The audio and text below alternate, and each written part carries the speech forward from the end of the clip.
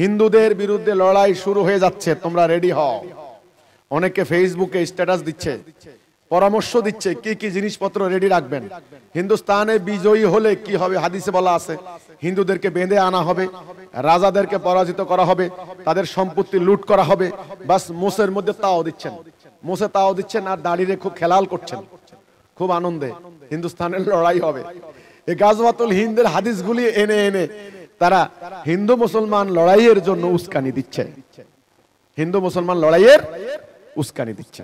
আমি তো বলি এই হাদিসগুলিকে গত কয়েকশো বছর ধরে ব্যবহার করা হয়েছে, 47-এ ব্যবহার করা হয়েছে, 71 সালে পর্যন্ত ব্যবহার করেছে।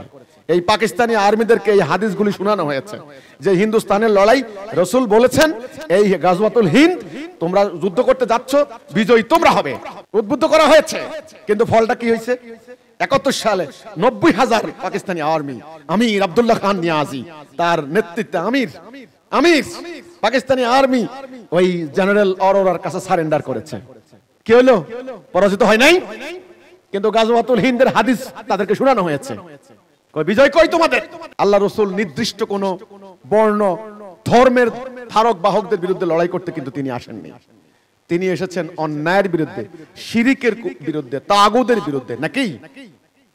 আর সেই শিরিক, সেই অন্যায়, সেই তাগুত, সেই জুলুম যদি মুসলমান নামধারীরা করে তখন কি হবে? খালি টিকি পৈতেধারী ধুতি পরা লোক অন্যায় করলে অন্যায়, আর দাড়িওয়ালা জুব্বাওয়ালা পাগড়িওয়ালা হাজী সাহেব যদি করে সেটা অন্যায় হবে না? এই জন্য নবী করিম সাল্লাল্লাহু আলাইহি সাল্লাম সমস্ত অন্যায়ের বিরুদ্ধে লড়াই করতে এসেছেন। এই হাদিসের অপব্যবহার করা হচ্ছে, অপব্যাখ্যা দেওয়া হচ্ছে। আমি এ পর্যন্ত হাদিস গ্রন্থগুলি থেকে গাজওয়াতুল হিন্দ সম্পর্কিত 5টা হাদিস সংগ্রহ করেছি। আমি এই 5টা হাদিস আপনাদের সামনে পড়ে শোনাচ্ছি গাজওয়াতুল হিন্দ সম্পর্কে। আপনারা শুনেন তবে বুঝতে পারবেন আসলে লড়াইটা কিসের লড়াই, কার সাথে কার লড়াই, কিসের লড়াই, তখন বুঝতে পারবেন। এটা নাসাই শরীফের হাদিস, 6ষ্ঠ খণ্ড, পৃষ্ঠা 42। আবু হুরায়রা থেকে বর্ণিত, তিনি বলেন আল্লাহ রাসূল আমাদেরকে গাজওয়াতুল হিন্দ করার ওয়াদা নিয়েছেন। কাজেই আমি যদি সেই যুদ্ধের নাগাল পাই তাহলে আমি তাতে আমার জীবন এবং সম্পদ ব্যয় করে ফেলব। যদি নিহত হই তাহলে আমি শ্রেষ্ঠ শহীদের অন্তর্ভুক্ত হব, আর যদি ফিরে আসি তাহলে আমি জাহান্নাম থেকে মুক্তি প্রাপ্ত আবু হুরায়রা হয়ে যাব। আবু হুরায়রা থেকে বর্ণিত এই হাদিস। 2 নাম্বার, সাওবান রাদিয়াল্লাহু তাআলা আনহু থেকে বর্ণনা, এটা নাসাই শরীফের হাদিস। আল্লাহ রাসূল বলেছেন আমার উম্মতের 2টি দল এমন আছে আল্লাহ যাদেরকে জাহান্নাম থেকে নিরাপদ করে দিয়েছেন। একটি হলো তারা যারা গাজওয়াতুল হিন্দ করবে, আর এক দল হবে তারা যারা ঈসা ইবনে মারিয়ামের সঙ্গী হবে। সুনানে নাসাই, পৃষ্ঠা 42। আবু হুরায়রা থেকে বর্ণিত, মুহাম্মদ সাল্লাল্লাহু আলাইহি ওয়াসাল্লাম হিন্দুস্তানের কথা উল্লেখ করেছেন এবং বলেছেন অবশ্যই আমাদের একটি দল গাজওয়াতুল হিন্দ করবে। আল্লাহ সেই দলের যোদ্ধাদের সফলতা দান করবেন। তারা রাজাদেরকে শিকল বা বেড়ি দিয়ে টেনে আনবে।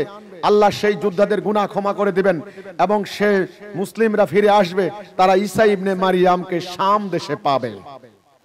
তাহলে খেয়াল করুন, হাদিসের মধ্যে গাজওয়াতুল হিন্দের সঙ্গে ঈসা আলাইহিস সালামের একটা সম্পর্ক আছে। আবু হুরায়রা রাদিয়াল্লাহু আনহু বলেন, 4 নম্বর হাদিস, আমি যদি সেই গাজওয়া পেতাম তাহলে আমার সকল নতুন এবং পুরাতন সামগ্রী বিক্রি করে দিতাম এবং এতে অংশগ্রহণ করতাম। যখন আল্লাহ আমাদের সফলতা দান করতেন আমরা ফিরতাম, তখন আমি একজন মুক্ত আবু হুরায়রা হতাম, যেই কিনা সিরিয়ায় হযরত ঈসা আলাইহিস সালামকে পাবার গর্ব নিয়ে ফিরতো। মুহাম্মদ সাল্লাল্লাহু আলাইহি ওয়াসাল্লাম, সেটা আমার গভীর ইচ্ছা ও রাসূল, আমার গভীর ইচ্ছা যে আমি ঈসা আলাইহিস সালামের নিকট এত নিকটবর্তী হতে পারতাম, আমি তাকে বলতে পারতাম যে আমি মুহাম্মদের একজন সাহাবী সাল্লাল্লাহু আলাইহি সাল্লাম। বর্ণনাকারী বলেন যে হযরত মুহাম্মদ সাল্লাল্লাহু আলাইহি ওয়াসাল্লাম মুস্কি হাসলেন এবং বললেন খুব কঠিন, খুব কঠিন। 4 নম্বর হাদিস, কাব রাদিয়াল্লাহু তাআলা আনহু বর্ণিত, রাসূলুল্লাহ বলেন জেরুজালেমের, এই বর্তমান ফিলিস্তিন, একজন রাজা তার একটি সৈন্যদল হিন্দুস্তানের দিকে পাঠাবেন। যোদ্ধারা হিন্দের ভূমি ধ্বংস করে দেবে, এর অর্থ ভান্ডার ভোগ দখল করবে। তারপর রাজা এইসব ধন দৌলত দিয়ে জেরুজালেম সজ্জিত করবেন। জেরুজালেম কিন্তু এখন ইহুদিদের দখলে, খেয়াল রাখতে হবে। দলটি হিন্দের রাজাদের জেরুজালেম রাজার দরবারে উপস্থিত করবে। জেরুজালেমের রাজা এখন কেরা? এই তো কথা বুঝতে হবে। তার সৈন্য সামন্ত তার নির্দেশে পূর্ব থেকে পাশ্চাত্য পর্যন্ত সকল এলাকা বিজয় করবে এবং হিন্দুস্তান ততক্ষণ অবস্থান করবে যতক্ষণ না দাজ্জালের ঘটনাটা ঘটবে। তার মানে হিন্দুস্তানের ওই লড়াইয়ে দাজ্জালের আগমন। ইমাম বুখারীর এর উস্তাদ নাঈম বিন হাম্মাদ রহমতুল্লাহ আলাইহি এই হাদিসটি বর্ণনা করেন তার আল ফিতান গ্রন্থে। এতে সেই উদ্ধৃতিকারীর নাম উল্লেখ নাই যে কাব থেকে হাদিসটি বর্ণনা করা হয়েছে, মানে এখানে একটা সন্দেহ আছে। যাই হোক, তবু আমরা নিলাম 5 নাম্বার। সাফওয়ান বিন উমরু থেকে বর্ণিত, আরেকজন পাইলাম, সাফওয়ান বিন উমরু থেকে বর্ণিত রাদিয়াল্লাহু আনহু ওয়া রাদু আনহু। রাসূলুল্লাহ বলেছেন, আমার উম্মার একদল লোক হিন্দুস্তানের সাথে যুদ্ধ করবে, আল্লাহ তাদের সফলতা দান করবেন, এমনকি তারা হিন্দুস্তানের রাজাদেরকে শিকলবদ্ধ অবস্থায় পাবে, অর্থাৎ শিকল দিয়ে বেঁধে আনবে। আল্লাহ সেই যোদ্ধাদের ক্ষমা করে দিবেন। যখন তারা সিরিয়া ফিরে যাবে তখন তারা ঈসা ইবনে মারিয়ামের সাক্ষাৎ লাভ করবে। মনে রাখতে হবে, রাসূল যখন বর্ণনা করেছেন তখন সেই হিন্দুস্তান আজকের ভারত, নেপাল, শ্রীলঙ্কা, বাংলাদেশ এবং পাকিস্তান, এমনকি হিসাবে কিন্তু আফগানিস্তানও পড়ে, তখনকার সেই হিন্দুস্তান। সাওবান থেকে, আবু হুরায়রা থেকে এই যে হাদিসগুলি শুনলেন, হাদিসগুলি 5টা হাদিস একত্রিত করলে মোটামুটি একটা দৃশ্য দাঁড়ায়। আমরা সূক্ষ্মাতি সূক্ষ্ম ব্যাখ্যা বিশ্লেষণে যাব না, যে সেটা হচ্ছে এই যে হিন্দুস্তানের একটা লড়াই হবে, ভয়াবহ লড়াই, মহা গুরুত্বপূর্ণ লড়াই। রাসূলুল্লাহ বলেছেন 2 দল, সেই 2 দলের মধ্যে এক দল হলেন হিন্দুস্তানে যারা লড়াইতে অংশগ্রহণ করবেন। এমন গুরুত্ব দিয়েছেন, আবু হুরায়রা রাদিয়াল্লাহু আনহু বলছেন যে আমি যদি পাই আমার পুরাতন নতুন সব বিক্রি করে দেব। এবং সেই লড়াইয়ের ফলাফল কি হবে রাসূল বলে দিলেন, যে রাজাদেরকে বেঁধে আনা হবে, সম্পত্তি হস্তগত করা হবে, ইত্যাদি ইত্যাদি। এই হাদিসগুলির মধ্যে আমি 3টা জিনিস পাই। 1, হিন্দুস্তানের লড়াই; 2, ঈসা ইবনে মারিয়ামের সংশ্লিষ্টতা; 3, দাজ্জাল। খেয়াল করছেন? তার মানে এই টাইমটার মধ্যে হবে হিন্দুস্তানের লড়াই, দাজ্জালের আগমন বা দাজ্জাল তাণ্ডব ঘটাবে, ওই টাইমে ঈসা আলাইহিস সালাম আসবে, ওনার নেতৃত্বেই মূলত যুদ্ধটা হতে পারে। দৃশ্যটা কিন্তু এরকমই দেখায়। এখন এই হাদিসগুলিকে হিন্দুদের বিরুদ্ধে ব্যবহার করা হয় বর্তমান হিন্দু। আপনারা জানেন হিন্দু মূলত কোনো আসলে ধর্মের নাম নয়, বৈদিক ধর্ম, বৈদিক সনাতন ধর্ম। তুর্কিরা, পারস্যের লোকেরা, তারা এই এলাকা বিজয় লাভ করার পরে সিন্ধু নদের অববাহিকায় যে যারা বসবাস করছেন তাদেরকে বলা হয়তো হিন্দুস্তান, হিন্দ। অতীতের অনেক যুদ্ধ স্থানের নাম অনুসারে যুদ্ধ হয়েছে, যেমন বদরের যুদ্ধ, বদর যুদ্ধের নাম অনুসারে; ওহদের যুদ্ধ, ওহদ প্রান্তরের নাম অনুসারে; ইয়ারমুকের যুদ্ধ, ইয়ারমুকের নাম অনুসারে, নাকি হুনায়ুনের যুদ্ধ, হুনায়ুনের সেই নাম অনুসারে। অনেক জায়গা হয়েছে। মক্কা বিজয়, ওই মক্কার ওই এলাকার নাম অনুসারে।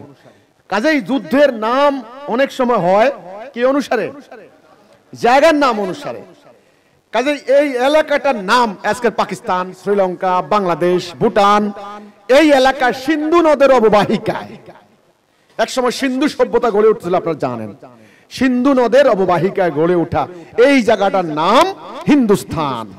এখন এই হাদিসগুলাকে সুপরিকল্পিতভাবে প্ল্যান করে এই যারা এখন হিন্দু পরিচয় দেন, মন্দিরে যায়, তিলক চন্দন লাগায়, ধুতি পরে, গীতা পাঠ করে, তাদের বিরুদ্ধে ব্যবহার করা হচ্ছে। মুসলমান যারা আছে যে আমরা এই রাসূল বলছেন হিন্দুস্তানের লড়াই হবে, হিন্দুদেরকে মারা হবে, তোমাদের রাজাদেরকে দখল করে আনা হবে, অপেক্ষা করো, দাঁড়াও, বেশি দূর বাকি নাই, বেঁধে আনা হবে, তোমাদের নারীদেরকে গনিমত করা হবে, তোমাদের দেশকে দখল করা হবে, হিন্দুস্তানের লড়াই করার জন্য কে কে তৈয়ার, তলোয়ার রেডি করো, তলোয়ার ধারাও, একটা হিন্দুও বাঁচবে না, শুরু হয়ে গেছে, কাজেই সামনে এখন লড়াই হবে, হিন্দুস্তানের লড়াই।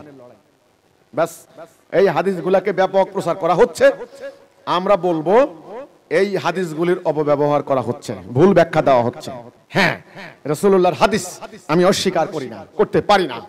আমি ইসলাম নিয়ে দাঁড়িয়েছি, আমি মুমিন, আমি আল্লাহ রাসূলের প্রতি ঈমান রাখি, কাজে আমার রাসূলের কথা শতভাগ সত্য প্রমাণিত হবে ইনশাআল্লাহ। হ্যাঁ, হিন্দুস্তানের লড়াই একটা হবে, হবে, কিন্তু সে লড়াই হবে সত্য মিথ্যার লড়াই, ন্যায় অন্যায়ের লড়াই, ধর্ম অধর্মের লড়াই, হিন্দু মুসলমান কাটাকাটি নয়। দিন আবার উদ্ভাসিত হবে, অনেক ভবিষ্যৎবাণী করা আছে। তো সেই দিন নিয়ে যিনি দাঁড়াবেন, তিনি ন্যায়ের পতাকা নিয়ে দাঁড়াবেন। ওনার সামনে কে কোন বর্ণ, কে কোন গোত্র, কে ধুতি পরে, কে কুর্তা পরে, কে জুব্বা পরে, কে পৈতা পরে, ইত্যাদি তিনি দেখবেন না। তাওহীদের দিকে তিনি ডাক দেবেন। নিশ্চয়ই লড়াইটা সত্য মিথ্যার হবে, শিরিক কুফর বনাম তাওহীদের হবে। তা না হলে ঈসা ইবনে মারিয়ামের সংশ্লিষ্ট থাকতে পারে না। যেহেতু ঈসা ইবনে মারিয়াম থাকবেন, তার মানে এই লড়াই হবে শিরিক কুফর তাগুদের বিরুদ্ধে তাওহীদের, মুমিনদের সঙ্গে কাফের মুশরিকের, নাকি? কিন্তু সে লড়াইটা হতে পারে হিন্দুস্তানে। এই ময়দানটা হবে কোথায়? হিন্দুস্তানে। তাইলে এই 5টা হাদিস যদি আমরা একত্রিত করি, আমরা একটা সিদ্ধান্তে আসতে পারি। সেটা হচ্ছে, হ্যাঁ, এই ভূখণ্ডে একটা লড়াই হবে। সে লড়াইটা হবে কিসের লড়াই? সত্য মিথ্যার লড়াই, ন্যায় অন্যায়ের লড়াই, ধর্ম অধর্মের লড়াই, তাওহীদ বনাম শিরিক কুফর তাগুত ইত্যাদির লড়াই, নাকি? আল্লাহর দ্বীন, আল্লাহর তাওহীদ, আল্লাহর ওয়াহদানিয়াত ইত্যাদি প্রতিষ্ঠা করার জন্য আল্লাহর মনোনীত, আল্লাহর নসর প্রাপ্ত একজন বান্দার নেতৃত্বে এই লড়াইয়ে মুমিনরা বিজয় লাভ করবেন। আপনারা জানেন গাজওয়া শরিয়া পার্থক্য আছে। গাজওয়া শব্দটা হচ্ছে যেখানে রাসূল নিজে অংশগ্রহণ করতেন, আর শরিয়া মানে রাসূলুল্লাহ যেখানে যাননি, অন্যদেরকে পাঠিয়েছেন লড়াইতে। কিন্তু এই যুদ্ধের নামও দেওয়া হয়েছে গাজওয়াতুল হিন্দ। এই লড়াইয়ের মর্যাদা এত বেশি, বর্ণনাকারী সাহাবী তিনি বলছেন, আমি পেলে নতুন পুরাতন সমস্ত বিক্রি করে দেব। তাহলে এই লড়াই কি হিন্দু মুসলমান কাটাকাটি? একেবারে লম্বা জিব্বা লক লক করছে হিন্দুদের জায়গা দখল করার জন্য। কই পারল না তো গত কয়েকশো বছর থেকে। প্রথমে মার খেলা ব্রিটিশের হাতে, তারপরে এখন মার খাচ্ছ হিন্দুদের হাতে। আমি বলবো এটা নয়।